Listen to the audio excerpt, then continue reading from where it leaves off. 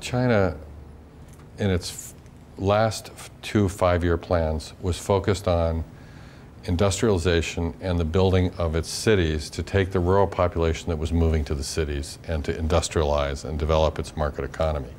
So we're doing these demonstration projects. For example, here in Jinan, this is taking a degraded site that has been downwind of various things that have polluted it, and then rebuilding that site into an eco-city here. Now, the idea of restoring the landscape is critical, because if they're going to lose all their farmland by urban development, then our cities, where we look at trying to put the farms on the roofs, say let's reserve and preserve our farmland because we're going to need it for a healthy, thriving population. But even in villages, we're looking at the idea that in the next 5-year plan, the idea is to develop the villages in a way that people don't want to leave. And so we're looking at how to build sustainable housing, sustainable enterprises, grow fuels, develop new kinds of agriculture that allow people to stay and thrive on the villages instead of having to go to the cities. I think China is very worried that with this massive migration, 700 million people in the villages, 700 to 800 million, of them, if 400 million go to the cities, they're afraid they won't find jobs in the future, and then we'll get slums. And if we get slums, we get social unrest.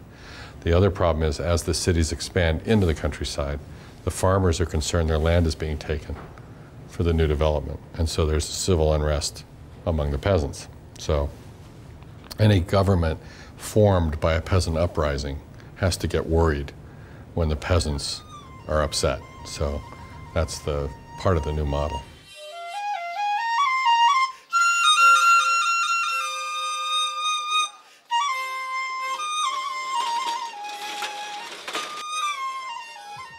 The Chinese Revolution has taken a new turn. The concept that waste can be food is understood by large countries and major companies.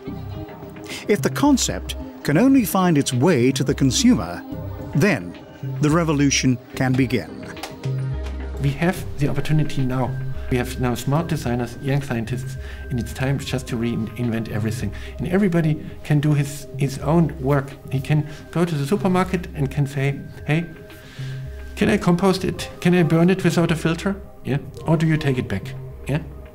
And it's only, the society is so complex that everybody who does this generates so much momentum, yeah, to make changes that even 5% can make changes. I talked to Mikhail Gorbachev about perestroika and glasnost, yeah? And Mikhail Gorbachev said, look, we only had about 5% of the Communist Party. Yeah? Everybody else didn't understand what we were doing. But 5% really understood this, and they made a change. Yeah? And they could destroy the whole totalitarian regime. We don't have a totalitarian regime, we have democracy. We can do things. Yeah? So it's not dangerous for us. Yeah? We can just reinvent everything in a free society. Yeah? And it's time to do this.